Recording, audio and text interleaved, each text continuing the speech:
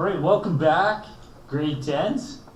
And today we were looking at a number of smaller assignments, and then we had a big assignment at the end. So let's review some of the smaller assignments, and then I'll go over the big assignment at the end with you, and then I'll give you the last bit of class to ensure the document that you get to me is brilliant, and then you can leave the on-site portion of your education feeling quite confident about your future. So, the first thing we did today was we looked at the monsoon marketplace from John Green, and we wanted to answer this question: why did Europeans desire to reach the trading area of the Indian Ocean?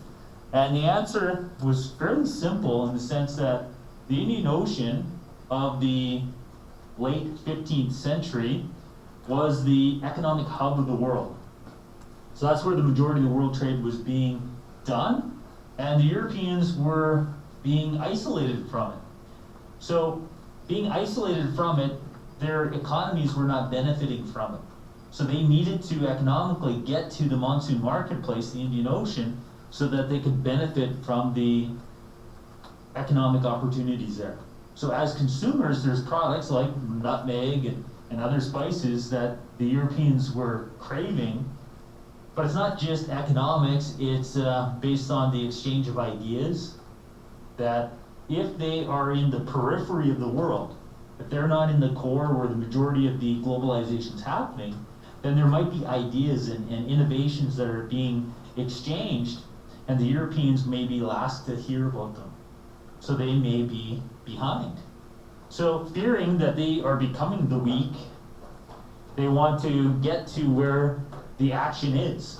And where is the action? In the late 15th century, it's in India, it's in China. So they need to get to India, they need to get to China, so they can trade directly with them and avoid helping their rivals in the Middle East as middlemen profit from the trade between India, China, and Europe. So that's our answer for the first question. The second thing that we looked at here today was Columbus. Now, in the past, we would have had you write a paragraph that ended up probably being a page or so about your opinion about Columbus's character. Now, Columbus is a divisive character, and this is fitting because this is that time of the year when we pause and when we remember in Thanksgiving in America, that wave of new Americans, new immigrants coming from the old world. None of that would have been possible without the exploration of Columbus. So some people see Columbus as a hero that opened up an entirely new world, that provided opportunities for people like the colonists of the first 13 colonies of the US to really embrace a new sense of freedom. That in Europe, maybe they were under the yoke of absolutism and they didn't have the ability to express their religious freedom. So, for example, in Pennsylvania, the Quakers of Central Europe, they moved to Pennsylvania so that they could practice their Quaker culture and religion. So many people trace, the opening of the New World to Columbus, and they see him as a hero. So even looking within my own family, who migrated to Ontario, present-day Ontario, Upper Canada, they migrated to Upper Canada in the 1850s. They did that out of desperation because of the famine created with the plight of potatoes, the blight of potatoes in Ireland. So for us, the legacy of Columbus meant survival. So many people look at Columbus and they see a hero. But then at the same point, others, they might say, what did you really achieve? If we're saying you're a hero because you discovered America, let's be honest here, America had already been discovered. There were people living here. If you were a hero because you traveled from Europe to the New World, well, the Vikings had already done that. There was a settlement on Newfoundland centuries before Columbus, and there's even some stories that Irish people had leather boats and we made our way over here too. So maybe he wasn't the first, and that takes away some of the charm of him being a hero. We also might look into Columbus and saying, well, you're not a hero because under your command, your men committed some heinous crimes. Your men pillaged, raped, committed genocide, took people prisoner, and because of these crimes, how can we identify you as a hero? Others may say, as a consequence of your finding of the New World, entire tribes of people have been lost to history, have been eradicated, like the Beothuk, or some people pronounce it Beothuk people of Canada's Maritimes, Canada's Newfoundland, right? So the point of the second activity here today is social studies is a confusing course. That things are usually not absolute, and that there's areas in the middle. And Columbus isn't an absolute hero or an absolute villain, but there's arguments on both sides. And we want you to explore that multiplicity, right? That confusion surrounding his legacy and saying, well, some people do look at him as a hero. There's a statue of Columbus in Barcelona, in the harbor. That there's people that celebrate Columbus Day in the United States. But he's also a villain. Because of his command, thousands indirectly thousands directly and millions indirectly end up dying. And it's hard to argue that he's anything but a villain when you see that. So that was the point of the second activity. And the point of the second activity too is because Columbus is, and his exploration, his finding of the Americas, is the moment that we go from saying ancient globalization to historic globalization. So this is a new round. The first round of globalization is 10,000 BCE, the Neolithic Revolution, all the way up to 1492. But now that the New World and the Old World are connected through the Columbian Exchange, it's different globalization. We need a different name. So this will be historic globalization, and in the textbook, this is chapters 5, 6, 7, and 8. So historic globalization is going to run from 1492 up to the mid-20th century. And in 1945, with the outcome of World War II, we really have modern globalization or contemporary globalization. So that's why we did number 2, is so that you could understand this new unit, historic instead of ancient globalization, but also so that you can wrestle with the complex nature of social studies. Again, it's not as simple as 1 and 1 is 2. It's like, well, but he's good and he's bad, isn't he? Yes, he is. So the next thing we did, step 3 today, was looking at the legacy of Columbus. So his legacy is the Columbian Exchange, and you should be expecting to see maybe a question about the Columbian Exchange on the final exam, where you end up seeing a visual.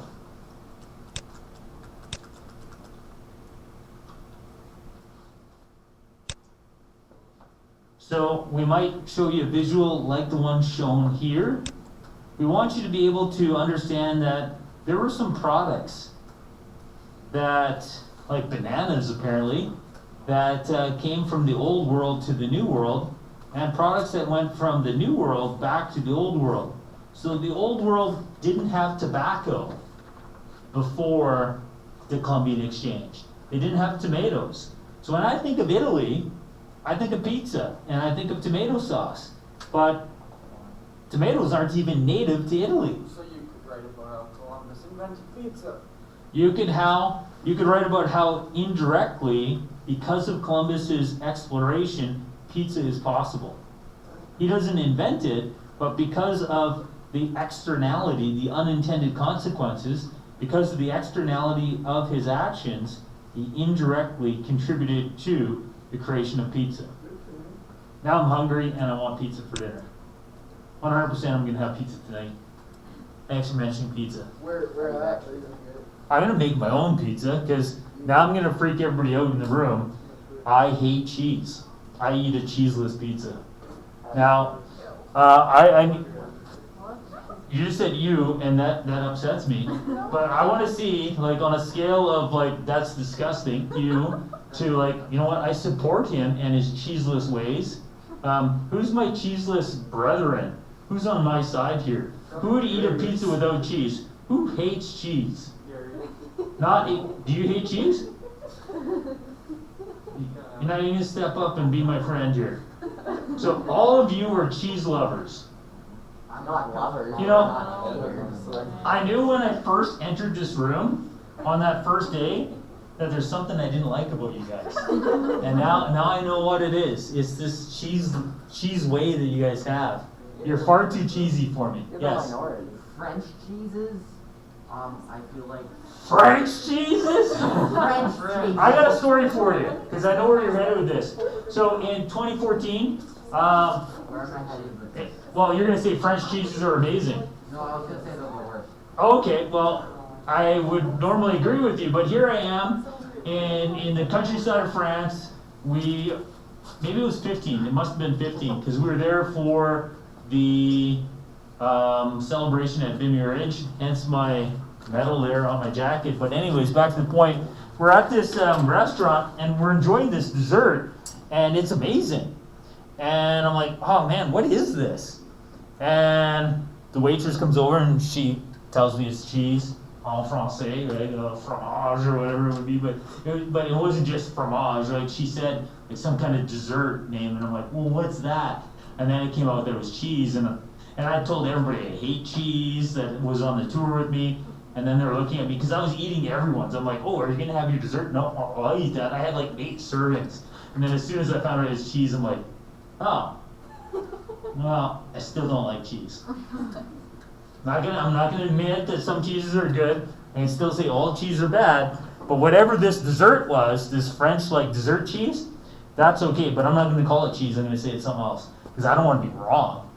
But back to the main point here. All of you like cheese. I don't like you guys. I do not like you guys. We don't like So back to the point. What is the Columbian Exchange? It's this idea that you can see on the screen right now, that there were products native to certain pockets of humanity, right? So it's pumpkins come from North America. So if it's 1350 and you're in London, you couldn't just walk down to Starbucks and get a pumpkin latte. And yes, I know Starbucks didn't exist yet, but I'm just trying to make a funny point that pumpkins are not native to Europe. And because of the Columbian Exchange, now in Europe you can enjoy a nice little pumpkin pie this weekend. Everything wasn't just pumpkins and tomatoes and cheese though. Some of it was disease. And that's the negative side of the Columbian Exchange. So much like Columbus, the Columbian Exchange has good and bad points. Some of it's good, some of it's bad. Sometimes we'll introduce disease like smallpox or syphilis that will end up decimating a population. Or sometimes we'll introduce an animal and the animal will outcompete the native animals.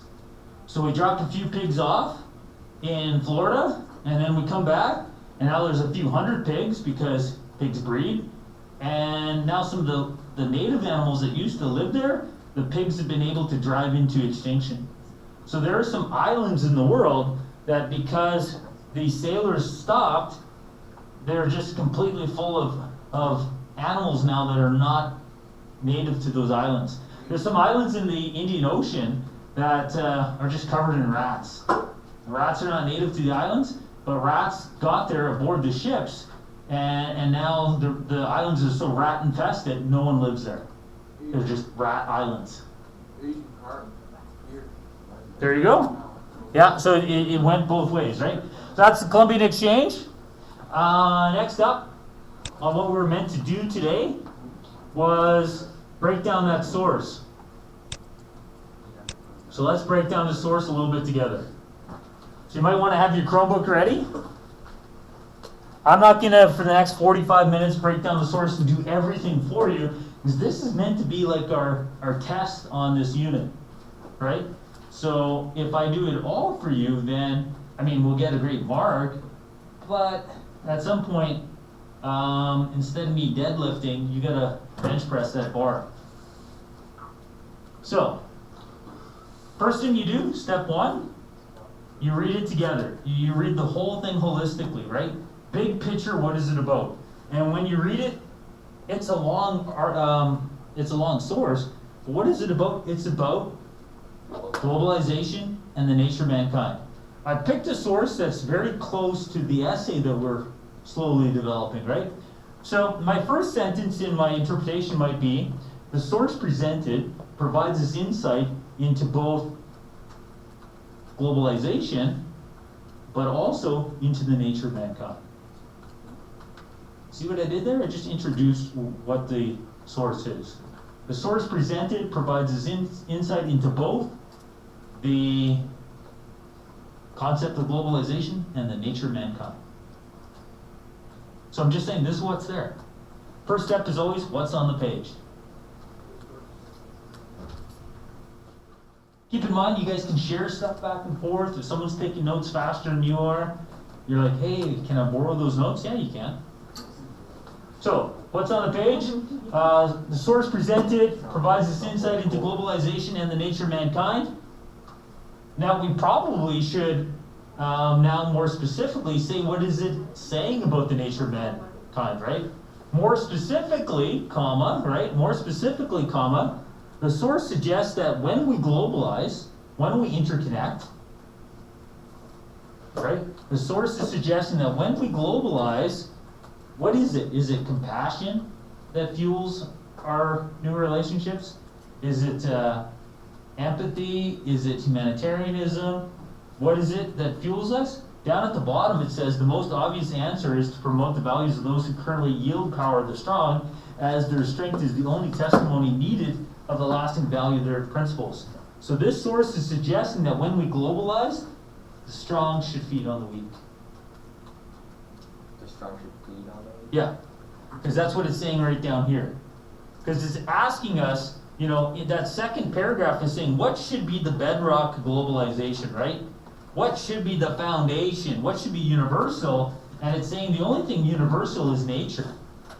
So the source is suggesting that when we globalize, we should allow what is natural to guide globalization. And it says, what is natural? The strong feeding on the weak.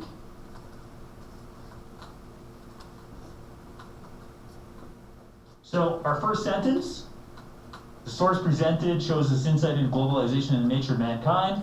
Second sentence, more specifically, comma, the source is suggesting that when we globalize, we should embrace what is natural. The strong should feed upon the weak. That's what we're seeing here. Then we can continue that ideological perspective. This perspective has been linked to, and link it to other ideologies that argue that. It's been linked to, we talked about social Darwinism, talked about survival of the fittest. But we also talked about it historically, it was linked to the... Weird. No, that was a different video. It was linked to the conflict between the Athenians and the island of Milos. So this idea that the strong will feed upon the weak, we've seen in history, in the actions of the Athenian Empire. And the source is trying to suggest that when we globalize, we should just do what is natural. So in nature, we also see the strong feeding on the weak. How do you spell Milos? Milos, M-E-L-O-S. Oh, okay. Is this our paragraph? I think you can fix it up and make it into your paragraph, yeah?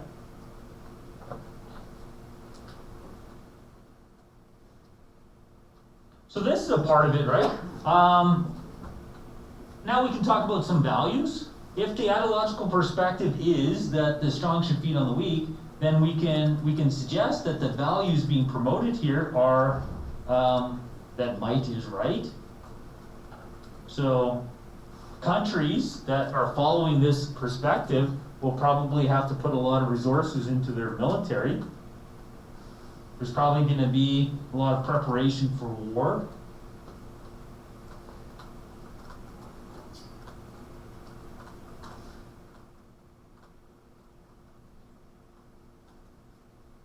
Now, we can always use evidence to continue the perspective.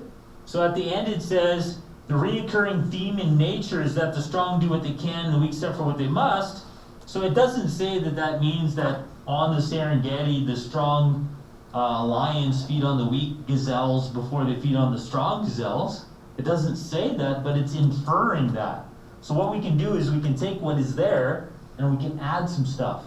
So evidence that would continue the perspective shown when it says, in nature the strong do what they can and the weak suffer what they must, would be like when a pride of lions attack a herd of gazelles and they only prey upon the weak because the strong gazelles get away.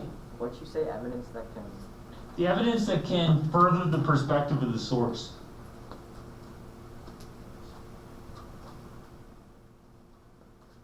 And we can do that in other spots too.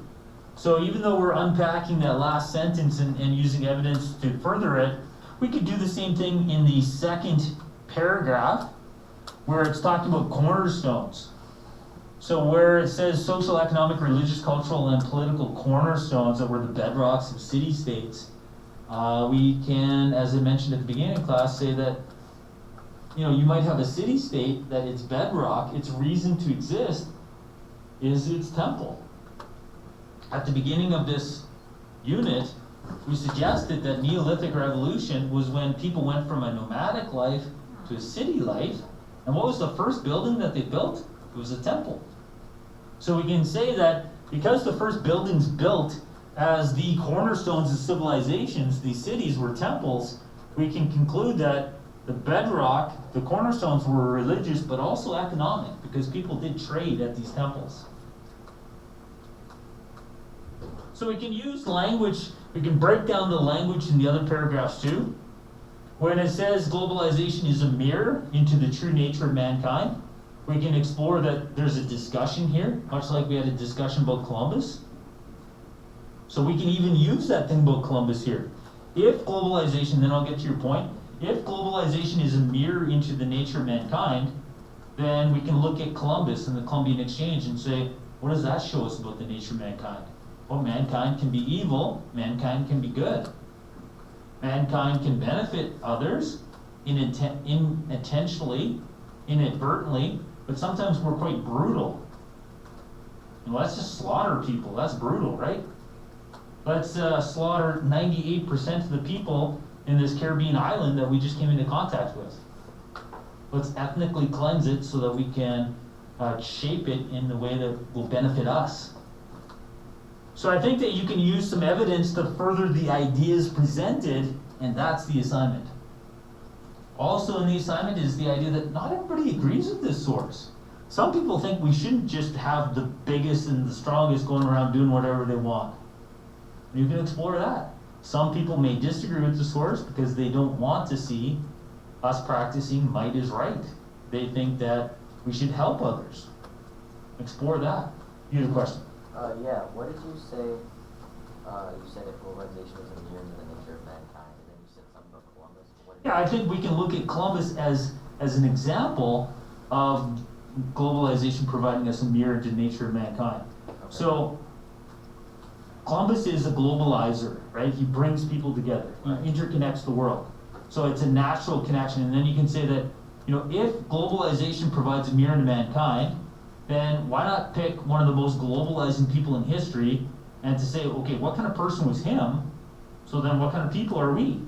And he is, as we just discussed, seen as both a hero and a villain. So I don't think it's as simple as just saying man's good and man's bad.